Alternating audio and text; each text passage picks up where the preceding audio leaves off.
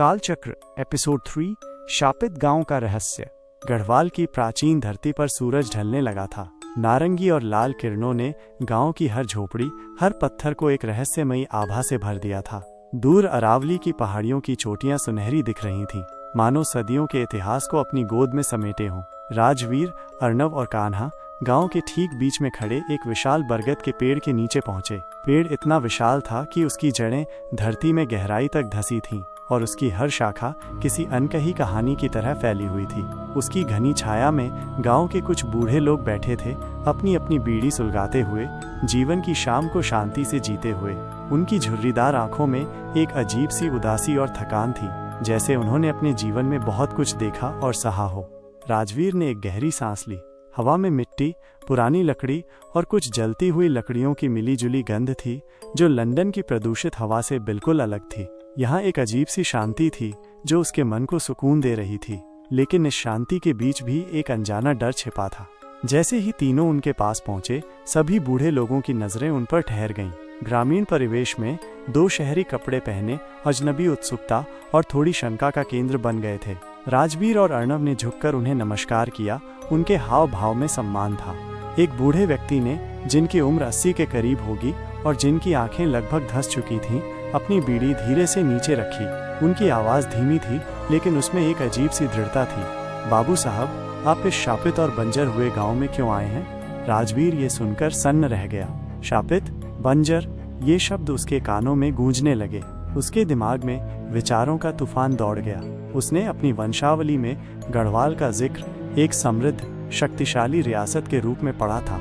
एक ऐसी जगह जहां उसके पूर्वज राणावत राजपूत शान से राज करते थे। ये शापित और बंजर शब्द सुनकर उसे गहरा धक्का लगा। ये उस छवि से बिल्कुल विपरीत था जो उसने अपने मन में बनाई थी। क्या मतलब है आपका? उसने पूछा। उसकी आवाज़ में हैरानी साफ झलक रही थी। वह इस अप्रत्याशित प्रतिक्रिया से थोड़ा परेशान हो गया था। एक और बूढ़े व्यक्ति ने, जिसके चेहरे पर जीवन के अनुभवों की गहरी लकीरें थीं, एक उदासी भरी हंसी हंसते हुए कहा, आप ठहरे पढ़े लिखे लोग, बाबू साहब, शहर की चकाचौंध में पले बढ़े हो। आप क्या ही जानोगे हमारी पुरानी कहानियों को, हमारे दुखों को। उसने अपनी उंगलियों से धरती की धूल को कुरेदा। ये गांव अब बस नाम का है। जो लोग थे वो भी अपनी किस्मत को कोसते हुए एक एक करके छोड़कर चले गए। जो बचे हैं वो बस अपनी मौत का इंतजार कर रहे हैं। राजवीर को महसूस हुआ कि यहाँ कुछ गहरा रहस्य छिपा है। उसे लगा कि उसके पूर्वजों की कहानी इस गांव के वर्तमान से जुड़ी हुई है। वो अपनी यात्रा को एक सामान्य पर्यटन यात्रा समझकर नहीं आया था। वो अपनी जड़ों की तलाश में था। उसे पता था कि यह कोई साधारण गांव नहीं है। नहीं, ऐसी बात नहीं है। उसने विनम्रता से कहा, अपनी आवाज में ईमानदारी लाने की कोशिश की। मैं यहाँ कुछ खोजने आया हूँ। मैं राजघराने के लोगों का घर ढूंढ रहा हूँ। उसने जानबूझकर राजघराना शब्द पर जोर दिया, ये देखने के लिए कि इसका क्या प्रभाव होता है। जैसे ही राजवीर ने राजघराने शब्द कहा, बरगद के नीचे बैठे सभी बूढ़े लोग अचानक शांत हो गए। बीड़ी का धुआं हवा में घुल गया और उनकी धीमी धीमी बातें भी थम गईं। उनकी आंखों में एक अजीब सी चमक आई, जो डर, सम्मान और शायद एक पुरानी याद का मिश्रण थी। उन्होंने एक दूसरे को देखा। उनकी नजरें आपस में मिलीं, मानो कोई अनकहा संकेत दे रही हों, कोई पुरानी बात याद दिला रही हों। एक गहरी, बोझिल चुप्पी छा गई। हवा में एक अजीब सा तनाव महसूस हो रहा था, जो गांव की शांति को भंग कर रहा था। राजवीर को लगा जैसे उसने कोई ऐसी बात कह दी हो जिसे वर्षों से दबाकर रखा गया हो। राजवीर और अर्नव एक दूसरे को देखने लगे। उन्हें समझ नहीं आ रहा था कि उनके इस सवाल का ऐसा प्रभाव क्यों पड़ा। कान्हा भी चुप हो गया था। उसके चेहरे पर भी चिंता की गहरी लकीरें थीं। उसने जमीन की ओर देखा, जैसे कुछ कह नहीं पा रहा हो। उस बूढ़े व्यक्ति ने, जिसने पहले सवाल पूछा था, अपनी बीड़ी फिर से उठाई, लेकिन उसे जलाया नहीं। उसकी उंगलियां कांप रही थीं। उसकी आवाज अब और भी धीमी, लगभग फुसफुसाहट भरी थी। राजघराना, वो तो कब का खत्म हो गया बाबू साहब। उनकी तो अब बस यादें बची हैं, और उन यादों के साथ एक अभिशाप भी। उसने ये शब्द इतनी धीमी आवाज में कहे मानो डर रहा हो कि दीवारों के भी कान हैं। राजवीर के मन में और भी सवाल उठने लगे। अभिशाप?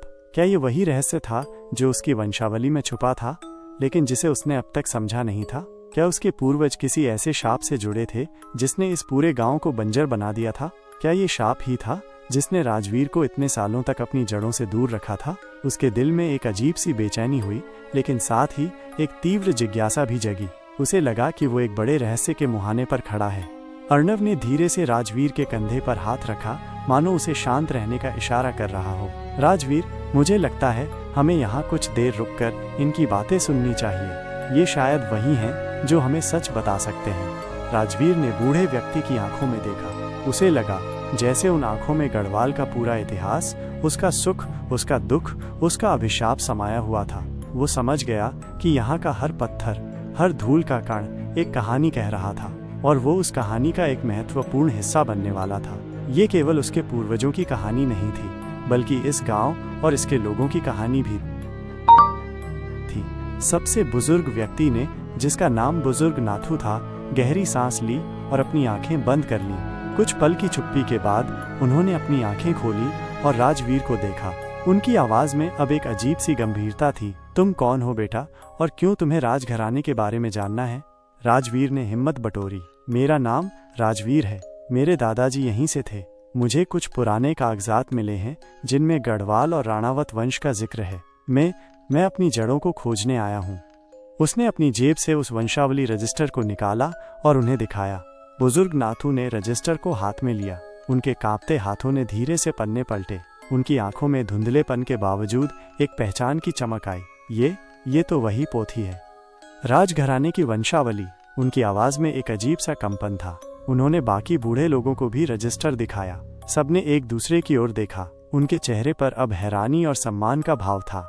तुम तो राजघराने के वारिस हो बेटा, एक दूसरे बूढ़े ने कहा। इसीलिए तुम्हें इतनी दूर से यहाँ आना पड़ा है। राजवीर को लगा जैसे उसके सीने से कोई बोझ हट गया हो। उसे स्वीकार कर लिया गया था। तो आप मुझे बताएंगे इस गांव का शाप क्या है, और मेरे पूर्वजों के साथ क्या हुआ? उसने पूछा। उसकी आवाज में उत्सुकता थी। बुजुर्ग नाथू ने गहरी सांस ली। ये कहानी बहुत पुरानी है बेटा, इतनी पुरानी कि इसकी यादें भी धुंधली पड़ने लगी हैं, और सच कहूँ तो हमें पूरा पता भी नहीं है कि ये सब क्यों हुआ। उन्होंने बरगद के पेड़ की ओर देखा, मानो पेड़ भी इस कहानी का गवाह हो। ये शायद तुम्हारे राजघराने की ही गलती से हुआ है बेटा। किसी राजा ने कुछ ऐसा किया होगा जिसका खामियाजा हम सब भुगत रहे हैं। उनकी आवाज में अब निराशा और कड़वाहट का मिश्रण था। एक बूढ़े व्यक्ति ने सिर हिलाते हुए कहा, हाँ बाबू साहब, शायद हमारी किस्मत में ही और इस गांव की किस्मत शैतान के हाथों से लिखी हुई है। राजवीर के कान खड़े हो गए। शैतान? कैसा शैतान? उसने पूछा। उसकी आवाज में अब डर और आश्चर्य दोनों थे। उसने कभी ऐसे शब्दों का इस्तेमाल करते हुए किसी को नहीं सुना था, खासकर ऐसे ग्रामीण परिवेश में। बुजुर्ग नाथू ने धीरे से राजवीर की ओर देखा। उनकी आंखों में एक चेतावनी थी। बुरा है वो बेटा, ये गांव शैतानी शक्तियों से भरा पड़ा है।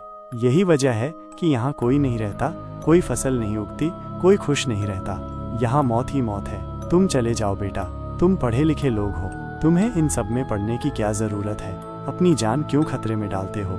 राजवीर ने उनकी बात सुनी, लेकिन उसके मन में अब और भी सवाल थे।